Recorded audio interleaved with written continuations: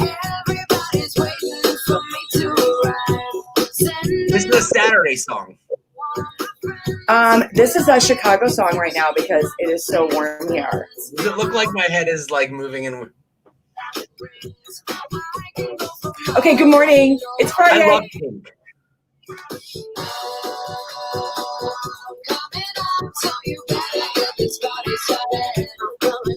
We're not going to make Linda dance though. We're not. Okay. Hey, I need to tell you how I'm winning the day today already. Well, one, Linda McKissack, one of my favorite humans on earth, is on. Number two, I went to Starbucks today, which is what I do. Linda, don't yell at me about fiscal responsibility about that. And the line. Hey, you know how expensive that is? I do. It's only my second one this week, so I've really cut down. But I went, and the drive-through line is too long. And if it's too long, I mobile order, right? Obviously, if it's too long, I just go inside because I don't like to wait. And Nick, I need your focus, dear. I'm doing a watch party for our show. I need to hear how I won the day today. I'm listening. This is really meaningful. So I walked up. The line inside was long too. They were way behind. It was like a 13-minute order, whatever. And I walked up and I said, "Do you have a mobile order for Caryn?" Because I wasn't thinking. And you know what he said back to me? What? Did you mean Caryn?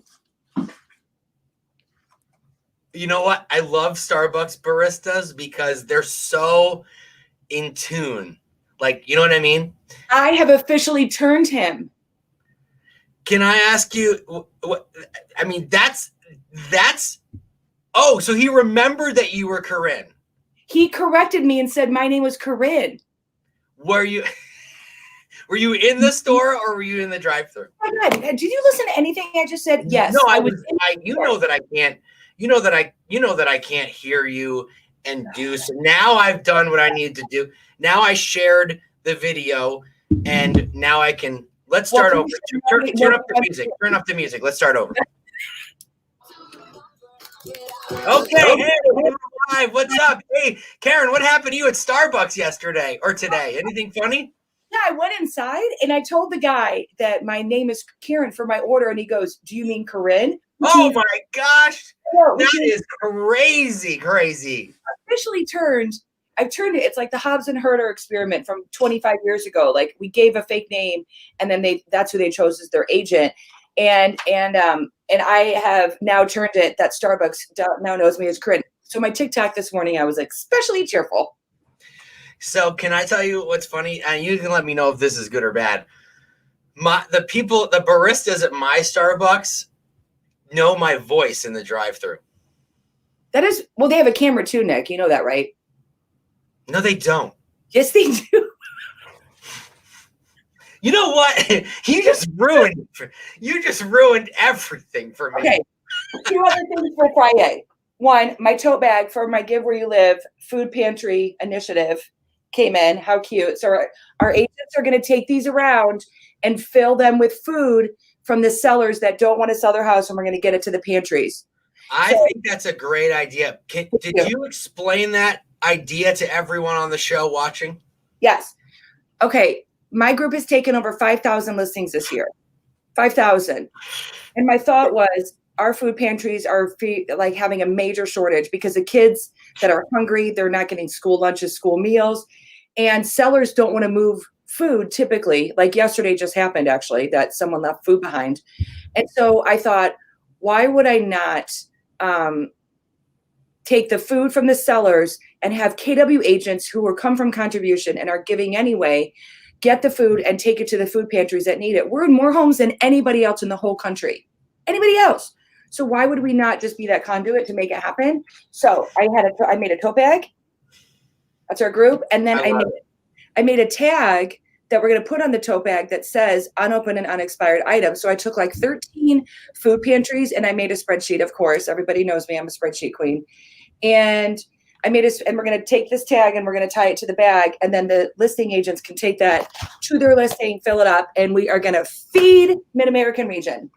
Feed them. And a Nashville agent services reached out. I gave them the program. I taught business center or business planning clinic in Boston yesterday. And I taught in New York on Wednesday. Oh yeah. And I told them about the program too. So yeah, so I can actually have the bags. I've got the tags. We're gonna roll it out. And you know what? I also want to say that your office is the best office to at least start this with, right? Because you're going to roll it out. Yeah. Because you're selling so many homes. And in October, your office closed 100,425,700. I can't even read the number. It's so long. Over 100 million in October closed. We also wrote over 100 million in October. That's nuts. Yep, we did, just Naperville. So so why not? I mean, Amy Kite and all of our top agents are like, yes, because I can't put a crate in an agent's car. They have too much stuff. They have, paper towels and toilet paper and snacks. They have like energy drinks. No, they have stuff to clean houses, like bleach wipes. Oh. When I was a listing agent, I was like constantly like washing the storm door. What kind of snacks did you have in your car when you were driving around? Probably like Twinkies. Like Chewy bars? They're the best. I don't know. I'm doing Instacart. I'm trying to eat better. Oh, yeah. I do Instacart. Chewy bars. Chewy bars. That's going to have a lot of sugar. 100 calories. By the way, I eat very healthy. Just this morning, I decided to sleep a little later, so I didn't get to make my regular oatmeal. I have my brown, my oatmeal, and then maybe a little egg on the side. But well, Linda McKissack, our amazing guest today. She is the queen of intermittent fasting, which I've done, and I lost like 20 pounds doing it, or 26 pounds. I mean, it's pretty cool. So I know she's the queen of profit share and all things entrepreneurial. She's kind of just the queen in general. All right, should we go up? Should we bring her on? Okay, wait, hold on. How do I look? How's my hair? Your hair looks amazing. It's super shiny. You look awesome, but I'm going to go ahead and bring her on.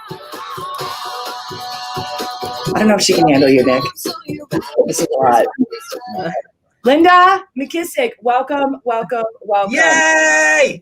Good morning. Linda, she is the operating partner of the Ohio Valley region, OHIO. Neighbor.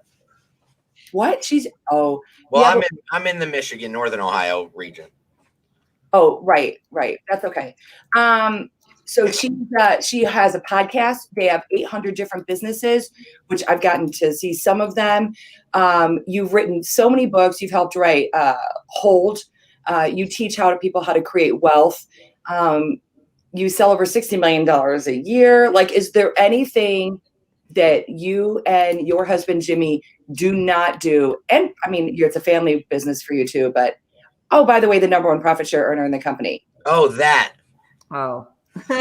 Linda, you guys still have a sales team? Actually, the sales team is in the process of being sold to my brother-in-law, who actually ran it for us for 20 plus years. And now we have a purchase agreement over the next, we probably have about 7 or 8 years left on it for him to purchase it outright. So slowly over time, we're phasing out of that. But yeah, he's ran it for 20 years. So yeah, I get the glory of how great they're doing, but that's it. Nice. So he's just gonna buy it outright, and then you're just gonna kind of step away. Yeah, and that's normally not Gary's philosophy is to and even Warren Buffett says the great time to sell a good asset is never, right? But he'd really earned the right, and we were kind of so far removed with other business opportunities in KW and real estate that it was the thing to do, right? He had earned that right, and we believe in letting your talent earn opportunities, because that's how you keep them. And so we still buy a ton of investment properties with him and do anything like that we can. But yeah, over time, it'll completely be his. That's awesome. And by the way, Linda's podcast and her co-host, Dana Gentry, Everything Life and Real Estate. I mean, those two are just they're pretty much tied for Nick and Caryn in terms of a duo. They're tied. People like this. Well, I was thinking what a great match you guys are, and that's what I think Dana and I are. We're two people that could talk for hours together with each other. So we just decided to let everybody else listen, and then we bring on guests that we selfishly want to learn from.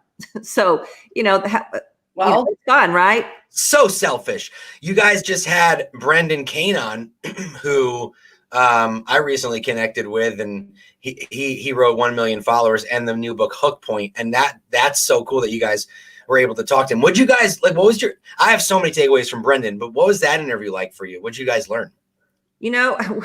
It was a little harder interview because normally the subject they're talking about we can follow and know a little bit more to ask the questions. So I let Dana ask the questions because I'm way behind both her and Brandon.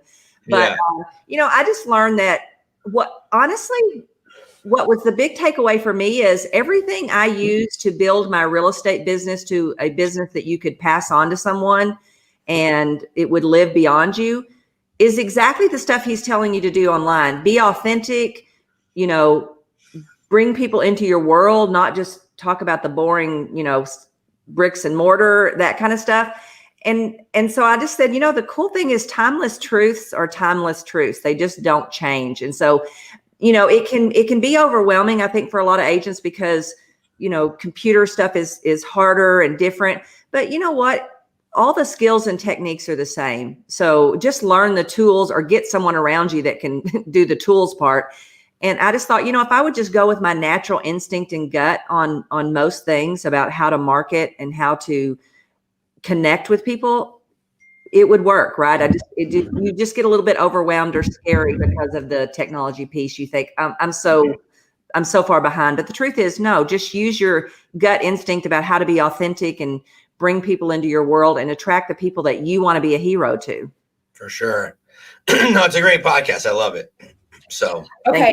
So let's talk about your extraordinary profit share experience, because I didn't participate in profit share for 8 years, my first 8 years with KW. I was like, I just want to go sell houses, right? Like, I don't want to deal with that. Right. Profit share isn't real. Yeah, it's not real. Who cares? Not important. It's a myth. And now we have pyramid scheme. Linda, can I ask you a personal question? Heard them all. Sure. How much was your profit share last month? That's a great. And by the way, Linda, if you don't want to tell us, we'll bring press on and he'll tell No, hey, I don't mind telling you because we're open book. Because and the reason I don't mind sharing is because I'm one of those people that if I hear someone's number, I don't care how big the freaking number is, I want to go for that number, right? And so, I'm willing to share because I want people to see what's possible. And when they get to know me, they'll go, good Lord, if she can do that, surely I can, right? So can I ask Kelly real quick? Because I forgot. It was 100-something thousand. Isn't that terrible that I don't even know? But here's the beautiful thing. When you just focus on changing lives, the money just shows up. And well, that's it. It's your heart. It's your authenticity. It's humility. Like, I've gotten to know you fairly well. I mean, and your humility, your heart and humility is number one in authenticity. You're unapologetically you. Kristen Jungles, you met her in line at Mega Camp with me 2 years ago. People were complaining that they were waiting in line, but then she got an opportunity to meet you, and she said it was 146,000. Okay. Yeah, I remember that. Thank you, someone. As long as my CFO knows, that's what matters. Hey, Linda, and I think the thing that it really wows people is to know that you personally over the years, you haven't brought on that many people. It's everyone under you, right? Like, what if you brought on like 30 people and you like personally, and then everyone under you is just bringing on great people? Explain to people how like you don't have to be a professional recruiter or bring in herds of people to make money in profit share. And you're a perfect example of that. Here's the formula. Relationship plus validity plus value over time will equal profit share success. You just focus on building relationships. And I love to build relationships. And I try to do it with people that are engaging and exciting and driven and do all those things. And so, not that I pick and choose, right? But the truth is, over time, if you're looking for those relationships, they're all around you. But most agents, honestly, Nick, they think the buyer and seller relationship is way more important than the agent one. And I've never thought that way.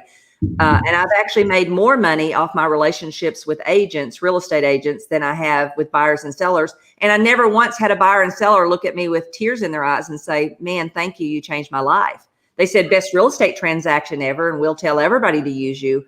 But they didn't have tears in their eyes and look at me and say, man, you not only changed my life, but you changed my family's life.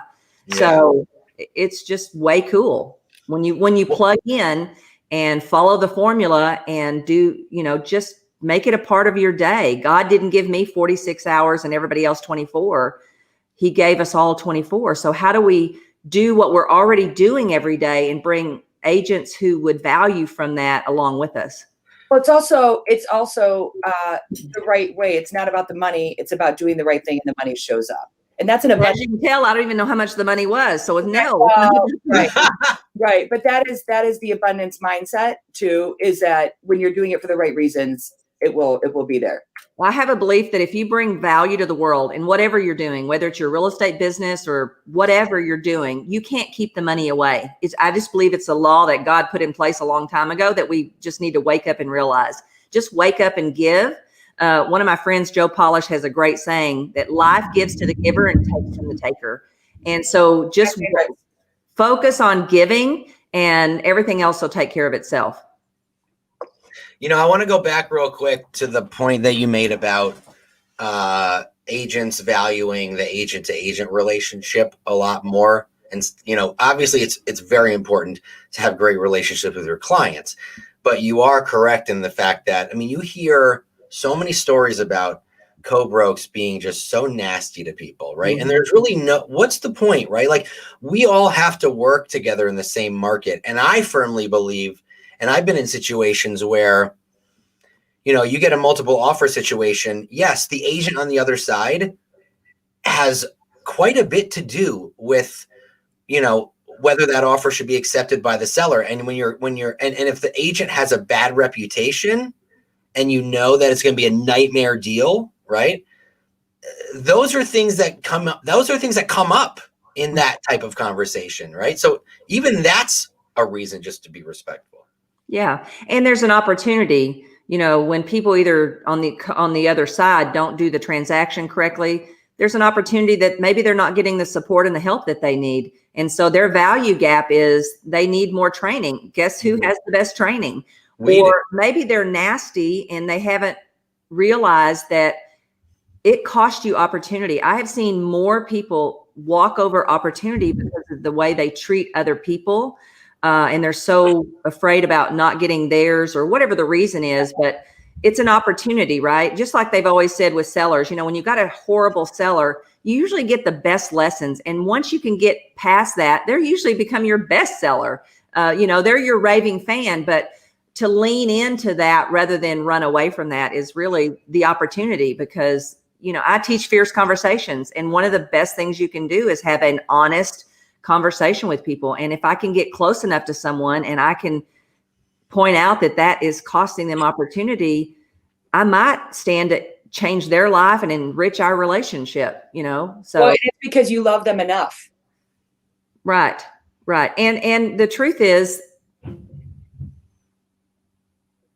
yourself, it's easy to do the easy relationships. Let's do a hard one for a change. Yeah. It's super powerful when you take the time then and to work through people. And that is something that I think you all have done such a great job at, is working through people and bringing them into an opportunity. And so what does that look like for you? Like, what are you looking for when you're looking for talent and people in your world? Because I am sure everybody that is thinking what a dream it would be to work with you all, but how do you spot talent? Well, I definitely have some spots. So let me just put that out there right now. We definitely have some vacancies in our world. So we are definitely looking. We look for people who are driven and learning based, and they have big dreams and big goals, and they have the same values and the same attitudes, because it's got to be fun. I don't want to be with people that drain my energy. I want to be with people that give me energy, and I have a wonderful regional team, probably the best regional team I've ever had. And I just love working with them. I love being with them. To me, I've always said when we had the 10 steps, I had 11th step, and it's called the barbecue test. And if I wouldn't want to hang out with you at a barbecue, we're probably not going to last long term. I agree. Because life's too short. And so spending time with people should give you energy. And I hope I give them energy, right? If I don't, then they need to go someplace else because I'm not the right fit for them either. But I'm looking for learning-based, driven. I want people who fall in love with the mission statement of Keller Williams: building careers worth having, lives worth living, and businesses worth owning. I want humble. I want authentic. All the things that people love about great leaders. Yeah. I mean, I came out to teach in your region earlier in the year, probably in January, when you could do that. And just, it's everything, it's so gracious and everyone's so polite and nice. And Dana just is always like the most. I know. She ever in a bad mood? Yeah. Like I could just hang out with Dana all day long. And, then they took me out to lunch and it was just like and we had a whole group. It was just so great. Like a good feel. Like I could see why, just hanging out with your people. And that's essentially, we get that opportunity. We get to pick the people that we want to hang out with and then get into business with, that's what I love about it. Yeah, absolutely. And by the way, it's such an important choice. You should really be cautious doing it and take your time and, make sure you're making a great decision for them and for you. Yeah, totally. Absolutely. And you just never know where relationships and paths will cross again too. And so I think when people realize like maybe it's not the right time to be in business with someone, or it is or isn't, but staying in relationship and the importance of that, because some of the best opportunities I've ever had have come from being in relationship with someone over time. Mm-hmm. Yes. It's not a short front facing relationship. It's a long lasting relationship. Yeah, and if things aren't working, looking for your DNA in it, and it's not my fault. Well, I'm the first to say if a relationship's not working, okay, maybe my leadership's not right. What am I doing wrong? And then, over time, I watch for clues from those people to validate. Okay, wait a minute, this is not really my DNA. I probably have some in it, but we also got a problem. The person either has a negative attitude or whatever, because the people in your life that aren't succeeding or that feel like they're failing, and remember, under anger is fear, right? They'll usually lash out. And Gary taught me years ago, the words that they use a lot against you is typically their own DNA. It's really, they're telling you who they are. And I think it's in Fierce that says when someone shows up and tells you who they are, you better believe them. Yeah. When people show you who they are, believe them. Yeah. Right. Yeah. And also it's like, well, what's the common denominator in this situation? What's the common denominator in this person's relationships, right? If they're not getting along with several people or, they're isolated from this group, it may not be everybody else all the time. It might just be them. And each person and each hire that we do and each person we bring into our life teaches us something, and then I go back and go, man, there was a clue and I didn't see it. Maybe it's the fact that they have no long-term relationships, none whatsoever. Do you know that's my number one interview question is how long have you had your longest friend? Yeah. But don't you think even people that don't have them are going to say they do and they haven't talked to them in 48 years? No, because sometimes they'll say to me, like, I'm 47. Sometimes they'll say to me, oh, since I was 35. I'm like, whoa, that's a big red flag. Yeah. I've actually, the friend that I've had the longest, I met when I was 6 years old and now I'm 41. Yeah. And it's key for me. Yeah. So we grew up together. Yeah. We went through a couple years where we didn't talk because we didn't see eye to eye on some things, but then we came back around. But otherwise, we've always been friends. I think also people have families, they have kids, they're focused, their priorities are different. So, Linda, how many businesses do you own? That's a great question. Okay, so let me guess. 74. No, actually, it's really pretty consolidated. If we've learned one thing, I'm just a student, honestly, of Gary Keller. I'm a simple person, so I don't want to have to go reinvent anything. So I just watch what he does. Of course, I'm trying to get to the level of thinking that he is, which is wonderful because you always want your leaders to be out thinking you, right? But I looked and realized that he went deep. He didn't go a million outside. He went deep on real estate, and that's what we've done also. Don't get me wrong, I'm an entrepreneur. I have a million ideas a minute. However, I've learned to ask myself, how will this really support my one most important thing I'm supposed to be doing? And so everything we do is we have our single family rental properties, we have our vacation rentals, and we have Keller Williams franchises. I treat profit share as a business. Sure. I teach and train. So really, and we have the regions. So really that's it. And everything we do supports those businesses. Hey, Linda, I have a question. So I love that you said that, right? You treat your profit share like a business. And I know that, you guys are obviously very purposeful about it. What does a day in the life of you running your profit share business look like? Like, how do you continue to keep that growing every single day? Well, now the good news now is other people are growing it. I just keep people like Press and Nick Avila out there working their rear ends off every day to go get new agents. Because to be honest with you, recruiting new agents doesn't give me energy. And I've learned for years, I'm only going to do the things that give me energy. If something sucks my energy, somebody that it would give energy to is going to get that job. So then at first, as you were building it, before you had someone running it, like, what did that look like for you? It's really not, everybody looks for, hey, did you time block? Did you do it? No, what you have to learn to do is it's not either or, it's and. So again, I just follow the model of Gary Keller. He included you in what he was already doing. I remember in the early days, you could shadow him. So it might be if we've got agents out there that I'm trying to build a relationship with, I'm going to look for some value gap that they have that I can fill. So let me give you a real quick example. Back when we were going to the foreclosure steps a lot, there was an agent in our area that she wanted to learn foreclosures, and she was with Century 21. And so I'm sitting there watching Jimmy and Press go to the foreclosure steps with this potential recruit, right? And I said to them one day, they were going to meet with her and show her how they go look at houses first. And at 8:30 that morning, Wendy Papasan was going to be teaching in our Denton Market Center, and her family was staying here at the house because they were about to go on spring break. And she was gracious enough to spend their first day helping us. So I immediately, my brain kicked in because I think and all the time. I don't think either or. And so I immediately said to Press and Jimmy, oh, no. You're not going to meet her this afternoon. You're going to get a hold of her right now and say, hey, change of plans. Instead of meeting at noon, meet me at the market center at 8:30. Got a cool surprise for you that I think you'll get benefit from. And then we'll go look at houses. So because my activator's thinking, she shows up, she gets to hear Wendy, who is a mom with small children like she is. There's so many things. Because remember, we're not good enough to make an agent join or a buyer buy or a seller sell. We can only get them to self-discover that what they want in life is going to be better served with Keller Williams. So I love that. So I knew that Wendy's story would resonate with her because there was commonality, small children trying to do the business. There was a lot. So sure enough, we show her there. That's a gift. That's value you bring to someone. That's filling someone's value gap. So then, of course, afterwards, she jumps in the car for Jimmy to take Wendy back to our house. When she gets to our house, she gets to see the famous house that Profit Share built. Goes, oh my gosh, I saw you with Wendy in my bedroom. That's all I want to know. Did she stay in the same room I did? Real quick, Probably. before you continue, because I'm gonna forget, and this has to do with what you just said. So I when I moved to Michigan, I put $100,000 down on the house I bought, and that's the down payment that Profit Share gave me. There you go.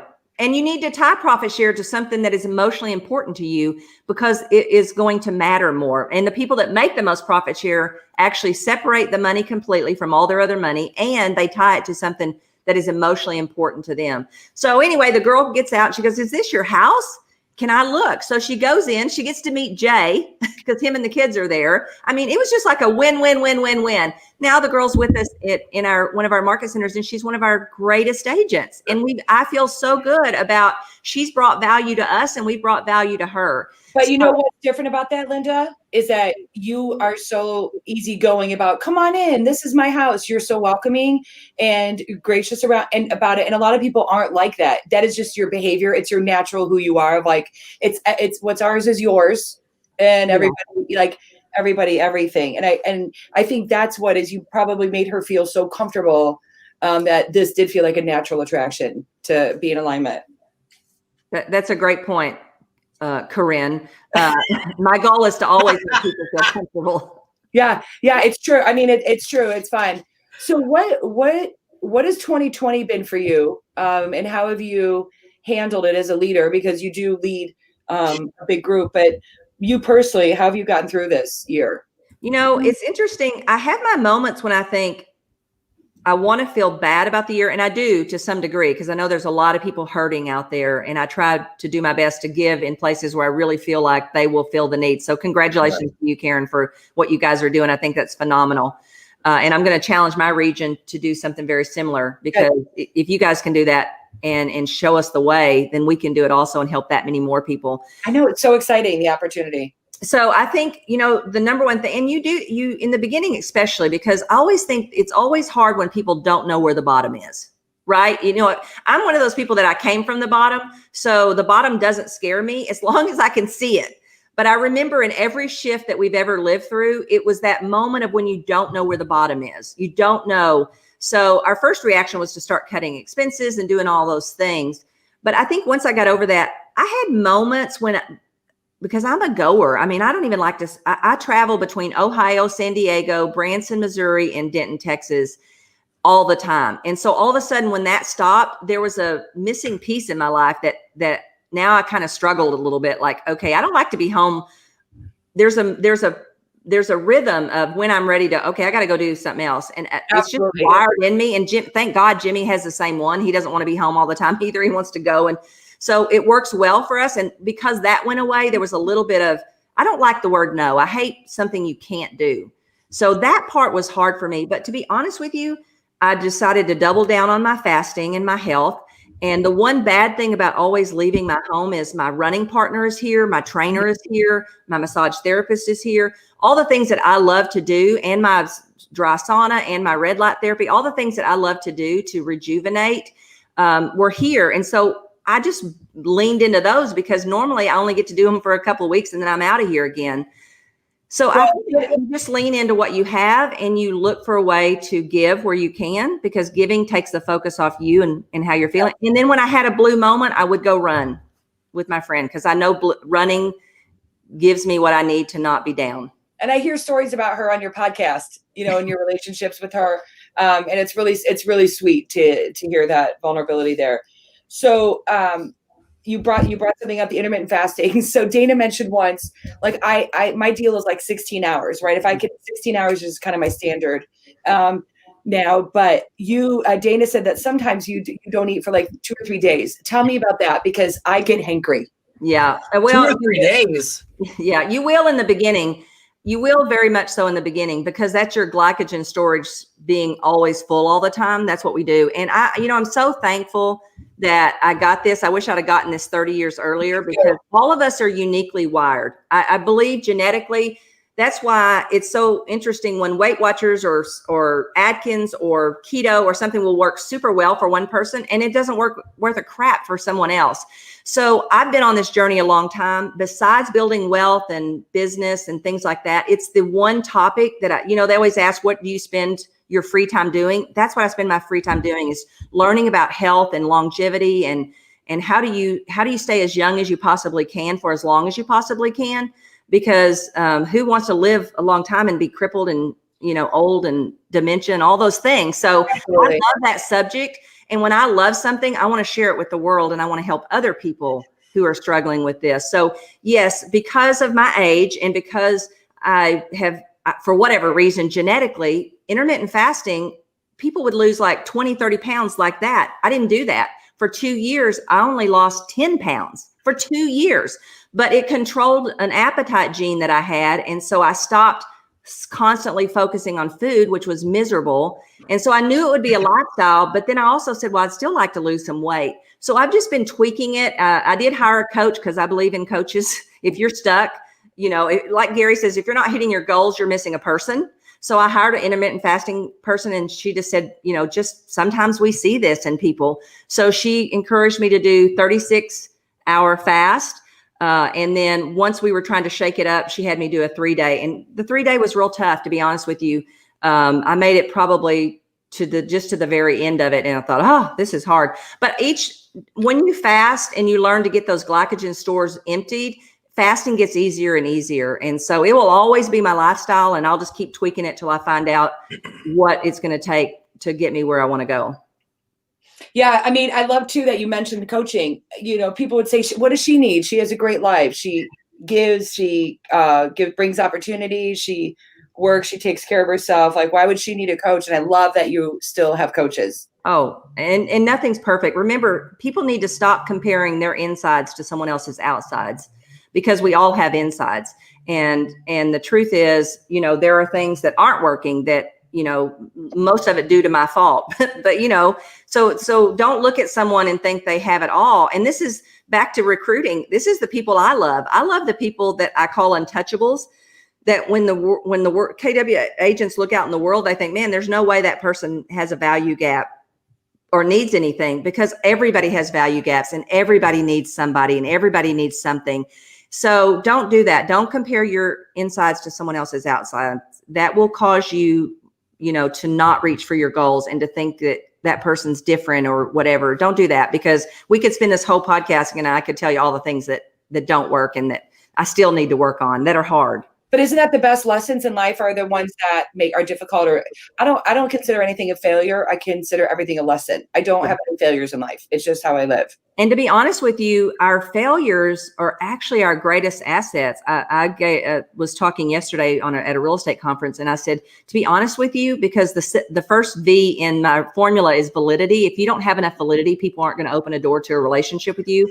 So the key to any relationship you want to have is to work on your own validity. And I think one of the best validities is you take your failure and you share the lessons you learned and how you came through it with other people. So the best thing we can do is get up every day and make those commitments that scare us to death, because we don't know how to do them, as Dan Sullivan says in his 4 C's that I fell in love with when I heard it the first time. We need to make commitments that scare us to death, because they take courage. The ones that make you want to wet your pants because you told somebody you'd do that. Those kind, because that's where our life really grows, and that's where the greatest lessons come from.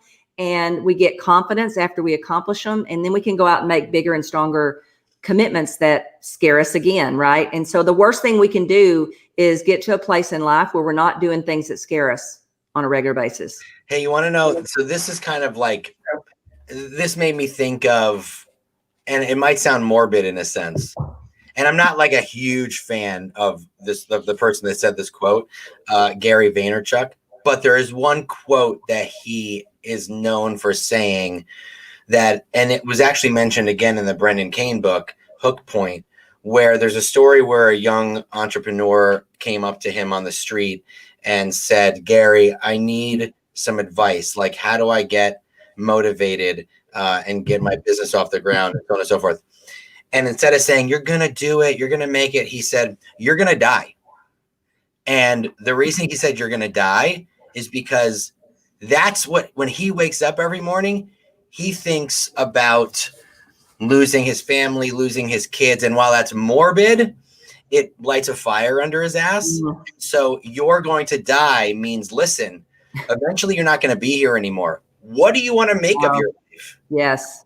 So it's a morbid kind of response, but at the same time, it's so out of the box and makes a lot of sense, Absolutely. And one of the hardest things for us to do is to work on things that are in the future, or think about things in the future, yet the future happens so much quicker than we think. I love that in the fact that, one of my greatest things when my mother passed away was, and I went to Quantum Leap right after because we were waiting for her to be cremated and some things to happen. So I had a recruit going to Quantum Leap in Springfield, Missouri, and Gary was teaching it. This was years ago, I think like 2000. And I remember when I went to Quantum Leap that day, I heard something I'd never heard before, and it was to have no regrets. And I had just left my mother, who had just passed away, and her greatest regrets were big regrets, not being a good mother, certain things in life that you just don't want to get to the end and go, sorry, I screwed that up. So that was impactful for me, because I watched and experienced someone on their last little bit of life say, I'm so sorry for something that is major that you don't want to, it's a glass ball, like Gary calls it. So I love the fact that you do wake up and realize that we're not going to be here forever. And you live your life as if you think about that. And the only way to do that is to remind yourself, because we don't think about dying. We think about everybody else dying.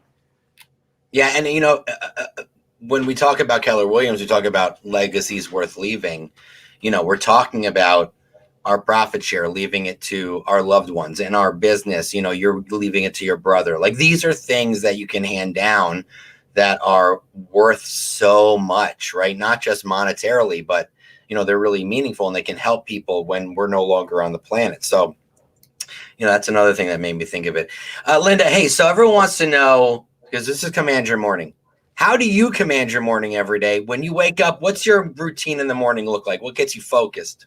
Well, first of all, I'm not someone who does the same thing every day because I hate that. That surprises me. I have to tell you that. Yeah, no, I'm not. Matter of fact, you're also the first guest that's on our show that's ever said that. So I love it. Well, I'm just being honest here. Okay. But I remember one time when I shadowed Gary, and at the end of the day, he said, "What do you think?" And I said, well, "I don't think I could do what you do because you're so disciplined." And, I don't like the same thing all the time. As you can tell, that I get on a plane and go someplace else every so often because I can't stand the same monotonous routine. I saw you fishing. That was surprising to me. Yeah. So, and the week before that, I was at the beach house. So with my trainer and with Shannon. So, I mean, the reality is I like change. So that causes me a little bit of problem in areas where you actually need to do it on a regular basis. But it tends to follow the same thing. So I'll just tell you this morning, I woke up very early because I'm an early person because I go to bed early. And I woke up and I decided there's been a book that Adele DeMore gave me years ago that's been sitting beside my bed. And I believe people and books and things come into your life for a reason, right? And it was about fasting and religion. And so there are some things in my life that I constantly keep putting on my, my goal sheet. Okay, to get better at reading my devotional, get better at reading my Bible. And I don't beat myself up about it because even John Maxwell said he hasn't read the Bible all the way through. And I thought, oh God, well, if he hasn't, he's going to be in heaven. I'll be fine, So I wake up and say, what can I do though to set my mind in such a way? Where can I spend a little bit of time? So I started reading that book this morning. I might pick up my Kindle and read. I'm reading one region that I've talked to last week. They were reading a book about rejection, and it's so good. And so I might pick up my Kindle and read some of that. I might run to the gym. If my trainer can only do me at 6 that morning or whatever, I'll run to the gym. So it'll be different, but it'll consist of the same things. It'll consist of learning. It'll consist of prayer. It'll consist of exercise. I get up and drink water with a H2 hydrogen pill that my genetics doctor has me do. And then I start with my coffee. I love coffee, black coffee, especially now that I'm fasting. And then I may have a really early Facebook Live with 2 amazing people, and I get to that an hour early because somebody put on the Facebook that it was 7:30 Eastern. I'll fix that. Did I say that? I thought I said 7:30 Central. No, I said Eastern. And you have not seen a person jolt out of bed like I did. Oh my gosh, I can't stand time zones. Let's ban all time zones. I totally agree. Totally agree. Well, and she leads in 2 different time zones, so I think that's really hard too, Eastern and Central. I like living in Central. I think it's where the normal people are. I totally agree. Well, and Eastern people are in the future, so everything happens here first. Yeah, that's not actually true, but okay. But she did send me a panic text, which I did do that yesterday to a team leader. I was teaching business planning clinic, and I said, "Where are you? We're live," and it hadn't started yet. But I was doing it. Yeah. Because I'm not nice sometimes. There we go. All right. Well, Linda, what does your 2021 look like? How would you want your Keller Williams family, as we're growing so fast and things like, what message do you want to make sure that resonates with the agents that are coming into the company today that don't remember the days of small groups and now we're virtual and we don't see, touch, hug each other and stuff? And so what can we do to protect the culture that you all have done such a great job creating? What do we need to do? Well, I think we still need to connect. Zoom is the best thing we have, and to continue to do that. And, I would say to the people just coming into our company, we have so many tools. And the saddest thing I ever see is people that either already in our company, especially, that don't use the tools that we have. And they all of a sudden think they don't see the value, and the value is always there. It's whether we're plugging in to use it, and myself included. Honestly, I mean, this goes for everybody, right? So usually I've learned that if I feel like all of a sudden I don't want to attend something, that's all the more reason why I should just go and do it anyway, because I'm going to get rejuvenated. I'm going to learn something. It's going to be great. So I would say lean in. To me, what COVID has given us is an opportunity to spend more time learning and doing things that we didn't have time for before. Like I've probably taken more online courses and done different things like that because I can. The reason I have a trainer come to me most days is because it cuts out that 30 minutes both ways, and I can do a lot with 30 minutes. So look at the opportunities and the blessings that we get from this. And then if you're feeling like you're disconnected, reach out to somebody, because there's always somebody that once you connect with them, you'll remember why you love what you love and why you're doing what you're doing. And I think we're all human, and we all can, the more you pull away, that's the worst thing you can do. You always lean in. Yeah, I did. I felt myself, March, April, not March, we were all just pivoting for leadership for our agents. But April, May, as I was at home, I could feel myself like slowly kind of dipping in to solitude. And I was like, this is getting too comfortable for me, and this is not right. And I had to check myself very quickly to get out and get refocused, because I have a big fear for emotional and mental health going through winter right now. Yes. And Yes. very, very nervous. Yes. Well, get you a thing called Juve. It's red light therapy, and it is one of the most amazing tools you ever have. It's JOOVV, I think, but it's phenomenal. I listen to a ton of health podcasts, and there isn't a single health expert that doesn't recommend it. Okay. Can I answer your question about 2021? Mm-hmm. So 2021 for me is, there are still things in my life, like the one thing that I need my schedule to be full of. And I'm so blessed to have found great mentors between Gary Keller and Dan Sullivan. I learned the greatest things. And one of the things that I've watched Dan Sullivan do that I love is he has made his world in such a way that he does the few things that he loves to do, which for me is this. I love having conversations where I can help people in their lives and grow. So what I've watched him do is he puts people around him that their unique ability is all the things that are not his unique ability, and they support him into the number of days that he already decides he's going to work, which I think is 150. He decides that first, which is, I think, always what he does. And then everything else around him is supported to get him to be on the podcast, be on the calls that he needs to be. I'm not there yet, and that is my goal, and I'm not going to stop till I have the right people around me that make that happen. So what that means, I've got, like yesterday was a perfect day. I spent I did a real estate conference talk. I was on with some recruits for some of my team leaders. If I could do that all day long, it would be happy day every day. And so I'm still not there. It's still not enough of my day. And so I'm going to keep working until I make that happen. I'm going to keep tweaking, figuring out, how do I make that happen? What do I need to do? And anything that irritates me or annoys me, I'm going to keep getting off my plate. I don't like anything irritating and annoying. Yeah, I am with, lights came on. I'm with you 100%. I mean, I'm exhausted by thinking about what you do. And I feel like I do quite a bit, but I do earn the right to then choose who you want to spend time with and do what you want to do. And what's even, I love the fact is you just checked a lot of people, including myself, is you never stop learning, you never stop growing, and get a coach because you don't know it all. Yeah.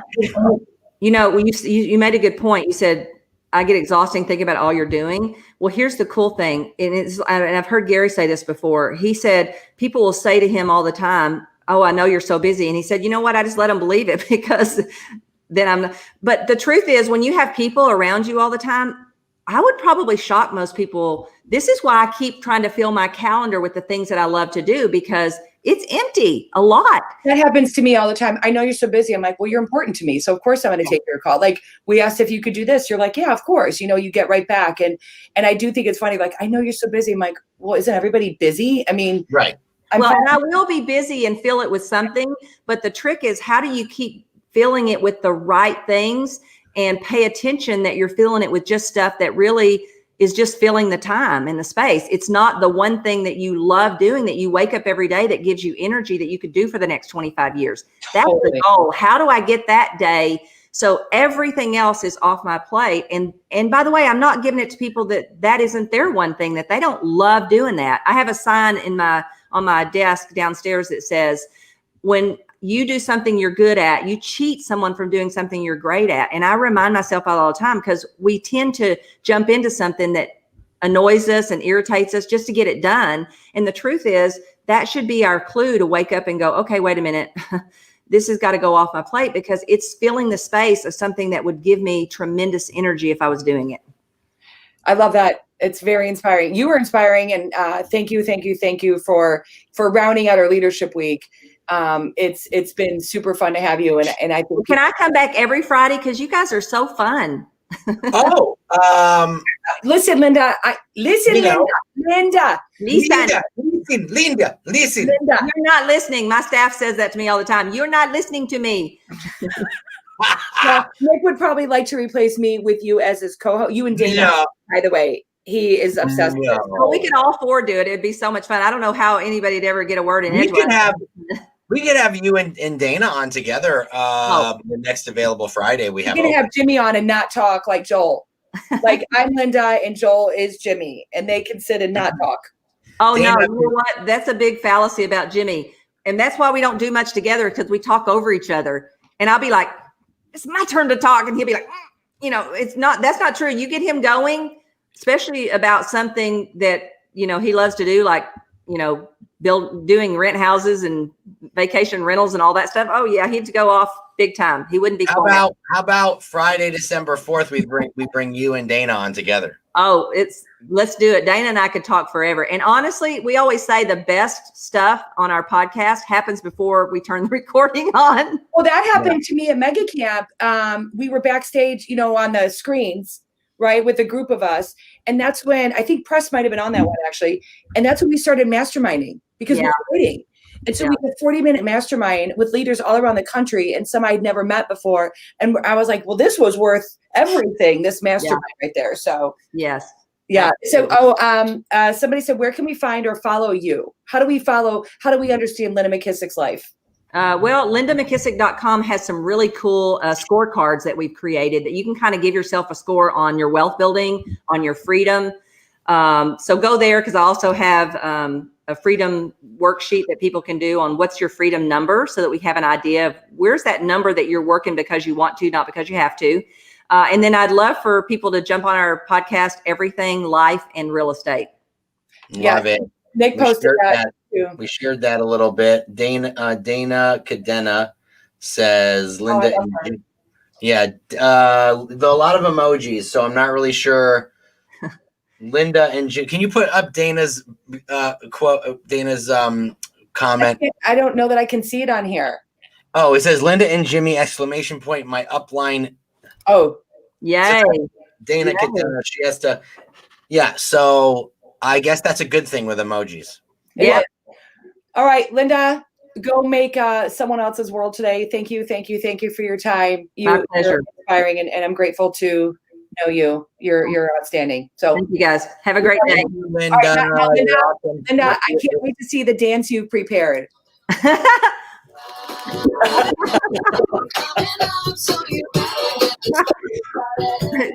My kids will be totally embarrassed.